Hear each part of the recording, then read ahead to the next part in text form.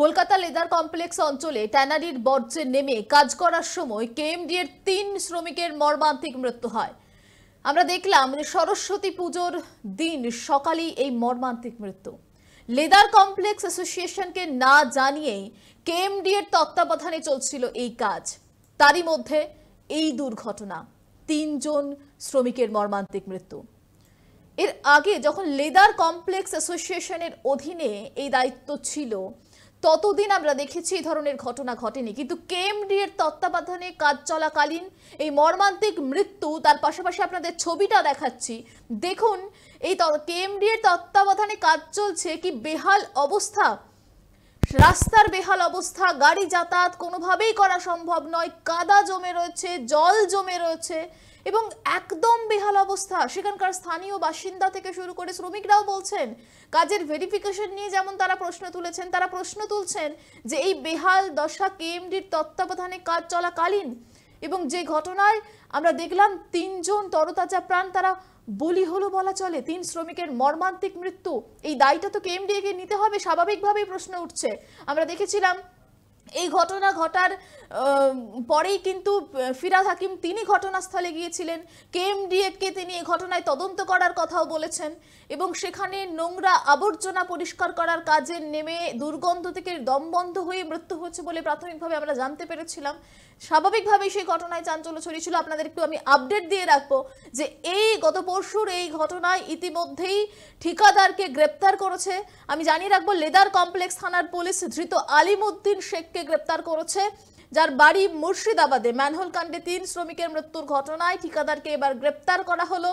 মুর্শিদাবাদের বাসিন্দা ধৃত আলিমউদ্দিন শেখকে গ্রেপ্তার করা হয়েছে। পাশাপাশি মেয়রের নির্দেশে কেএমডিএকেও কিন্তু নির্দেশ দেওয়া হয়েছে। মেয়র তিনি নিজে নির্দেশ দিয়েছেন তদন্ত করে দেখার যে কোন গাফিলতিতে সুপ্রিম কোর্টের নির্দেশ থাকা সত্ত্বেও কেন এই দুর্ঘটনা ঘটে গেল। পাশাপাশি তিনি কিন্তু মেয়র ফিরাদ হাকিম তিনি ঘটনাস্থলে গিয়ে ইতিমধ্যেই আপনাদের জানিয়ে রাখবো আমরা দেখেছি যে তিনি সেখানে পরিদর্শন করেন, এলাকা ঘুরে দেখেন এবং বলেছেন যে যারা এই ঘটনার সঙ্গে যুক্ত তারা অবশ্যই শাস্তি পাবে।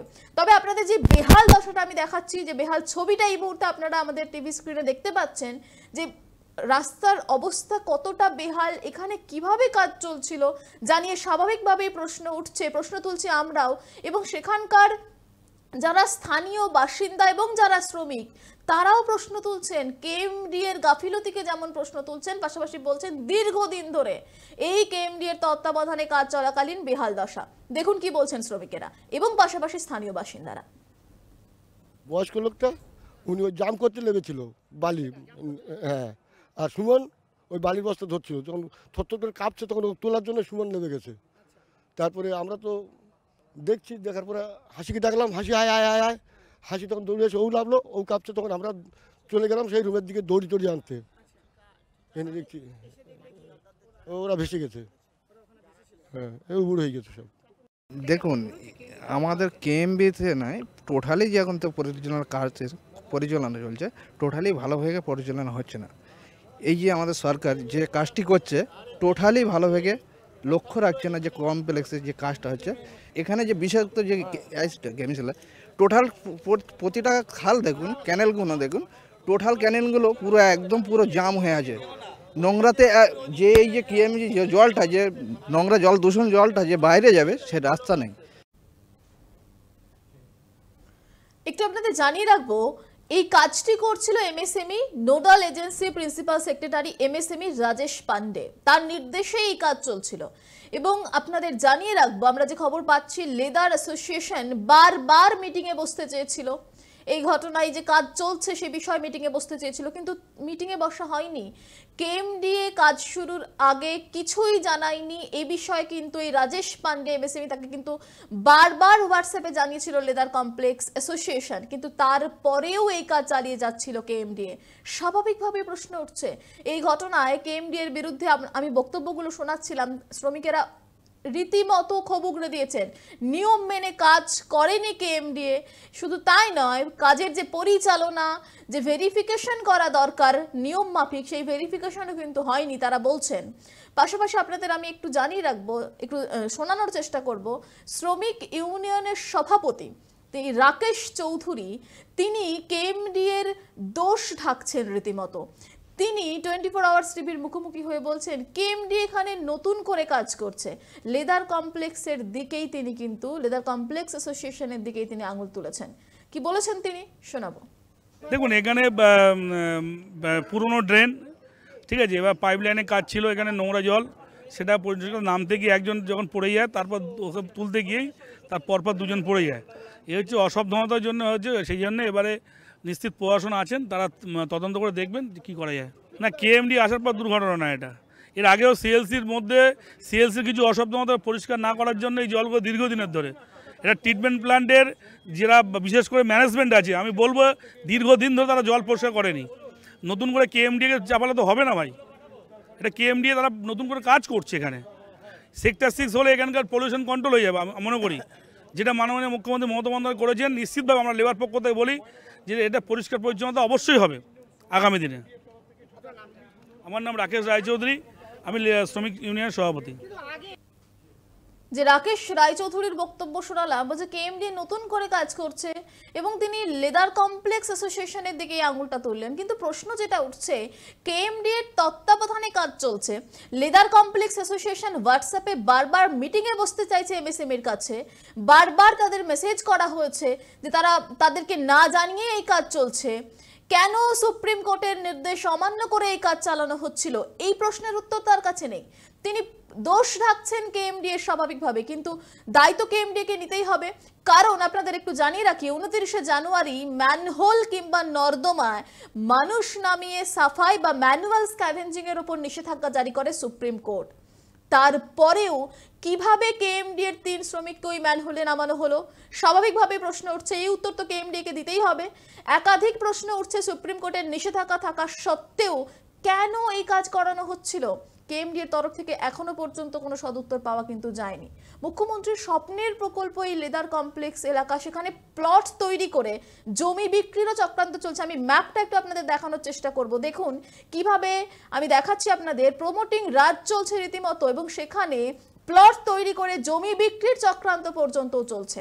পাশাপাশি আপনাদের জানাচ্ছিলাম ইতিমধ্যেই ঠিকাদারকে গ্রেপ্তার করা হয়েছে এই ঘটনায় এবং মেয়র ফিরাদ হাকিম তিনি ঘটনাস্থলে সেদিন যান এবং কি বলেছেন তিনি সেগুলো আমি শোনানোর চেষ্টা করব। তিনি অবশ্যই বলেছেন যে ঘটনায় যারা যারা ঘটনার সঙ্গে যুক্ত তারা শাস্তি পাবে, কিন্তু তার পাশাপাশি তিনি 10 লক্ষ টাকা ক্ষতিপূরণেরও কথা বলেন, যারা এই 3 শ্রমিকের পরিবারকে দেওয়ার কথা বলেন। কিন্তু ক্ষতিপূরণ দিয়েই তো দায় ছেড়ে ফেলা যায় না। স্বাভাবিকভাবেই কেএমডি এর তত্ত্বাবধানে এই কাজ চলছিল, কেএমডি এর বিরুদ্ধে একাধিক প্রশ্ন উঠছে। তবে ফিরাদ হাকিম কি বলেছিলেন সেদিন শোনাবো একটু। ছিল না, কারণ কি হয় যে গাইডলাইন্সগুলো সেগুলো অনেক সময় শ্রমিকরা মানেন না, ও আমার কিছু হবে না, লাফিয়ে নেবে পড়ে, তো তাতেই বিপদটা হয়। কিন্তু এই ক্ষেত্রে কি হচ্ছে, আমি তো পরে এসেছি, সুতরাং এর ক্ষেত্রে কি হচ্ছে, আমার মুখ্যমন্ত্রী এক্ষুনি বলছে এক্ষুনি যাও, তো আমি চলে এলাম দৌড়ে। তো এনকোয়ারি হোক, থানা এনকোয়ারি করবে, আমাদের ডিপার্টমেন্ট এনকোয়ারি করবে, তারপরে কেএমডি থেকে এনকোয়ারি হবে। এটা এমএসএমইর কাজ, সেটা কাজটাকে এখানে এতে কেএমডি করছে। এটা আমি জানতাম না যে এই কাজটা এখন একে দিয়েছে কেএমডি। তো যাই হোক, এটা ইনকোয়ারি হবে, হয়ে যথাযথ।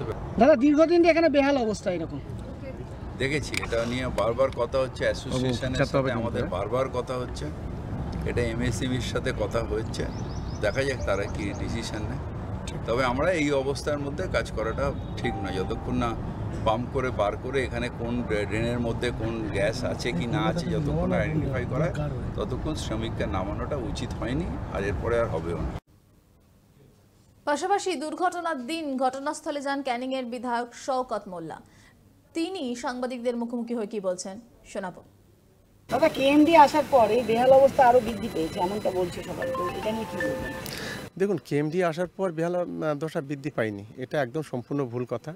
কেএমডি কাজ শুরু করেছে, এখানে যে সমস্ত নোনা জল কালো জল যেগুলো আছে সেগুলো অবিলম্বে এখানকার যে কোম্পানিগুলো আছে তাদেরকে এই বিষয়টাকে নজর দেওয়া উচিত ছিল।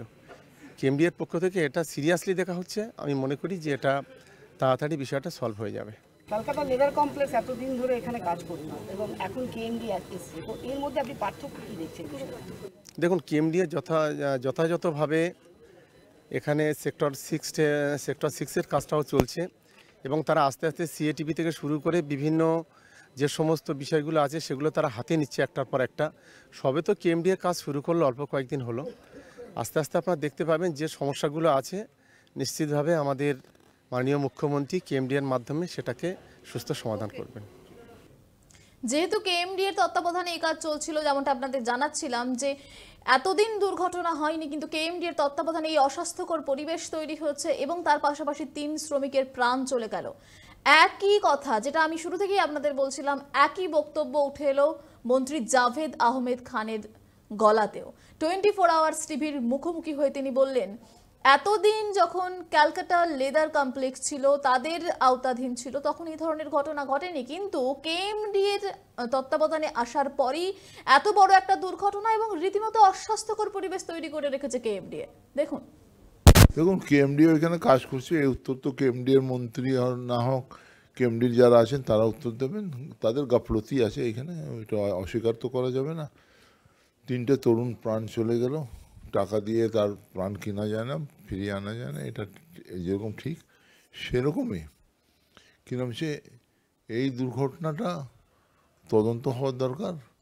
আর আমিও দেখেছি, ফুটেজ দেখেছি, ওইখানে উন্নয়নের নামে বেহাল অবস্থা করে রাখা হয়েছে। কিরম সে লেদার কমপ্লেক্সের ওইখানে রোজ অ্যাক্সিডেন্ট হচ্ছে, রোজ গাড়ি ধস লিচ্ছে, বসে যাচ্ছে। এর আগে কোনো দিন হয়নি। যখন থেকে কেএমডিএ এবং কেএমডি যে কন্ট্রাক্টর আছেন তারা যেখানে যেখানে তাদের ডিমান্ড মিট হচ্ছে না সেখানে সেখানে তারা ছেড়ে দিচ্ছেন এবং কন্ট্রাক্টর টাকা চাচ্ছে, না দিতে গেলে কারখানাদের ব্ল্যাকমেল করে এখানে ড্রেন বন্ধ করে জল সব বইছে এবং ওইখানে মানে আনহাইজেনিক কন্ডিশন করে রেখে দিয়েছে কেএমডি উন্নয়নের নামে। শোনালাম সেই বক্তব্য। মন্ত্রী জাভেদ আহমেদ খান তিনিও কিন্তু কেএমডি এর বিরুদ্ধে, কেএমডি এর গাফিলতি নিয়ে একাধিক প্রশ্ন তুলেছেন যে কেএমডি এর গাফিলতির কারণেই এই মর্মান্তিক মৃত্যু, পাশাপাশি অস্বাস্থ্যকর পরিবেশে কাজ চলছে বলেও তিনি কিন্তু বললেন। পাশাপাশি সজল ঘোষ বিজেপি নেতা, তিনি কি প্রতিক্রিয়া দিয়েছেন এই ঘটনায় শোনাবো। প্রথম কথা বলছি, সুপ্রিম কোর্টের অবমাননা, কোর্টের অবমাননা যে ম্যানহোলের ভেতরে মানুষ নামানো, এটা এখন আইনত বেআইনি কাজ। সেই বেআইনি কাজ একটা সরকার দায়িত্ব নিয়ে করছে, শুধু ক্ষতিপূরণ দিলেই তো হবে না।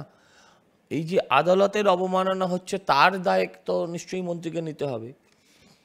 কুম্ভে যদি 30 জন মারা যায়, সেটা যদি অপরাধ হয়, নিশ্চয়ই সেটা সরকারের ব্যর্থতা, সরকারের দায়বদ্ধতা। ঠিক সেরকম করে যদি কেউ ম্যানহোলে নেমে মারা যায়, তাহলে তার দায়িত্ব কেন সরকারকে নেবে না?